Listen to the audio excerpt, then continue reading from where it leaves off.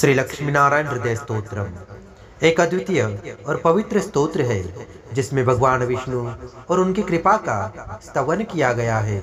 यह स्तोत्र अथर्व रहस्य के उत्तर भाग से संकलित किया गया है और भक्तों को आध्यात्मिक, मानसिक और भौतिक लाभ प्रदान करने के लिए रचा गया है। इसमें लक्ष्मी नारायण के दिव्य गुणों, उनकी कृपा और उनके द्वारा विश्व की रक्षा के महत्व का वर्णन मिलता है। इस स्तोत्र का नियमित जप करने से भक्त की आत्मा शुद्ध होती है और लक्ष्मी नारायण की कृपा प्राप्त होती है। यह मोक्ष प्राप्ति में सहायक है। स्तोत्र के पाठ से मन की अशांति दूर होती है और मानसिक संतुलन प्राप्त होता है। यह स्तोत्र भक्त की सभी कामनाओं को पूर्ण करता है और उसे धन, वैभव एवं सुख समृद्धि प्रदान करता है। जीवन के संकटों और बाधाओं को दूर करने के लिए यह स्तोत्र अत्यंत प्रभावी माना गया है।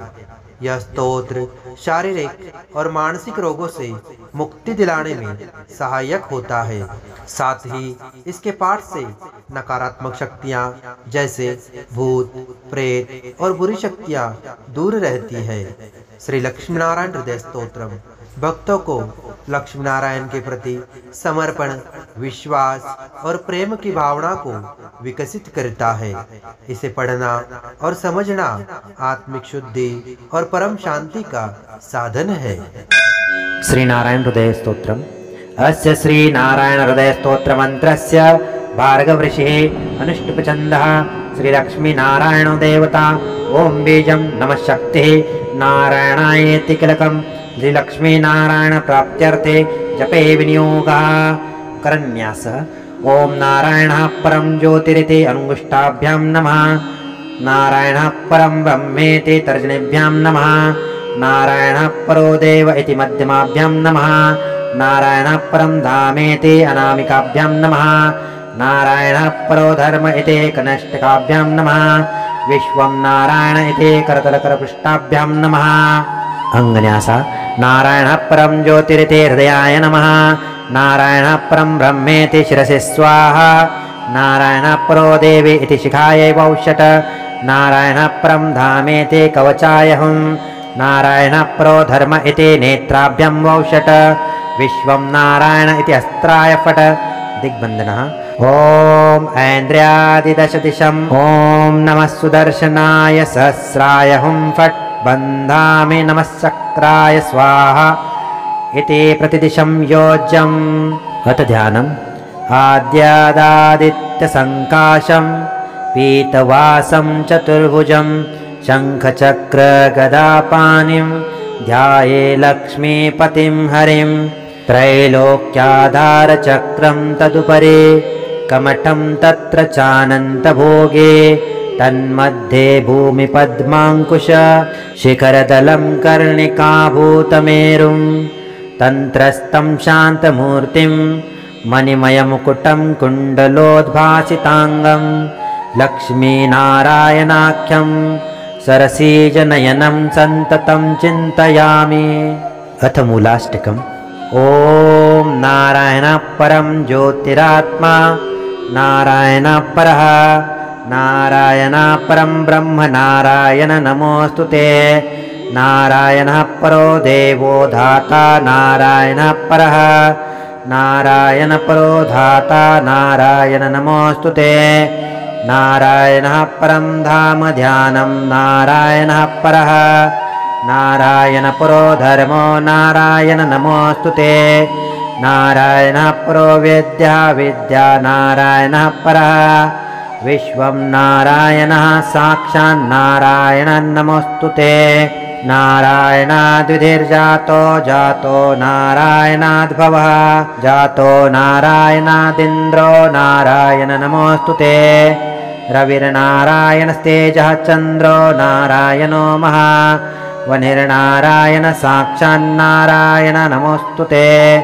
नारायणोपास्यः स्याद्गुरुर्नारायणः परः नारायणः परो विबाधो नारायण नमोऽस्तुते नारायणः फलं मोक्षं सिद्धिर्नारायणः सुखं सेव्यो नारायणः शुद्धो नारायण नमोऽस्तुते।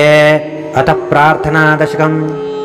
नारायण त्वमेवासि दहराख्ये हृदि स्थितः प्रेरकः पर्यमानानां त्वया प्रेरितमानसः त्वदाज्ञां शिरसा धृत्वा जपामि जनपावनं नानोपासनमार्गाणां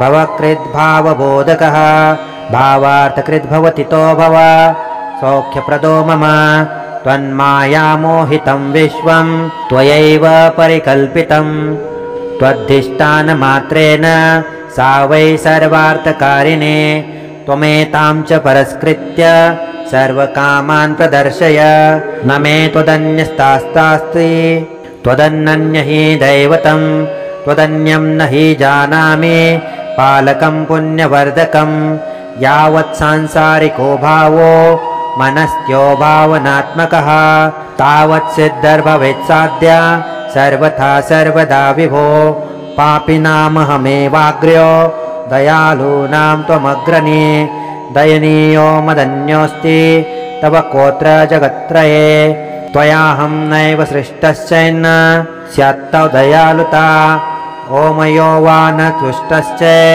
दोषधस्य वृथोदयः पापसङ्गपरिश्रान्तः पापात्मा पापरूपधृत् त्वदन्यकोत्र पापेभ्यः त्रातास्ति जगति तले त्वमेव माता च पिता त्वमेव त्वमेव बन्धु च सखा त्वमेव सव्येच्च गुरुत्वमेव त्वमेव सर्वं मम देवदेव।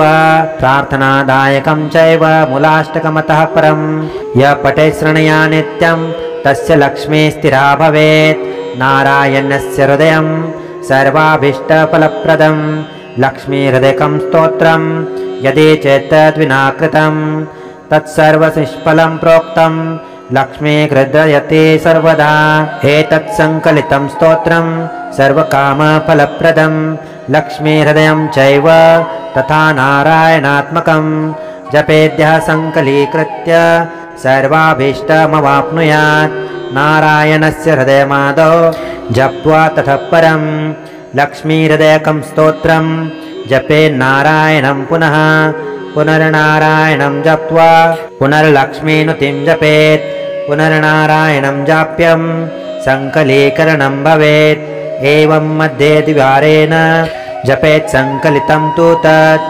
लक्ष्मीहृदयकं स्तोत्रं सर्वकामप्रकाशितं तद्वञ्जपादेकं कुर्यादेत् संकलितं शुभं सर्वान् कामान् वाप्नोति आदिव्याधिभयं हरेत् गोप्यमेतत् सदा सूर्यान् सर्वत्र प्रकाशयेत् इति गुह्यतमं शास्त्रं प्राप्तं ब्रह्मादिकैः पुरः तस्मात् सर्वप्रयत्नेन गोपयेत् साधयेत् सुधिः यत्र यत्पुस्तकं दिष्टे लक्ष्मीनारायणात्मकं भूतपैशाच वेताल भयं नैव तु सर्वदा लक्ष्मीहृदयकं प्रोक्तं विधिना साधयेत् सुधे भृगुवारे च रात्रौ च पूजयेत् पुस्तकद्वयं सर्वथा सर्वदा तस्यं गोपयेत् साधयेत् सुधे गोपनात् साधना लोके धन्यो भवति तत्त्वतः। इत्यथर्वरहस्ये उत्तरभागे नारायणहृदयं सम्पूर्णम्।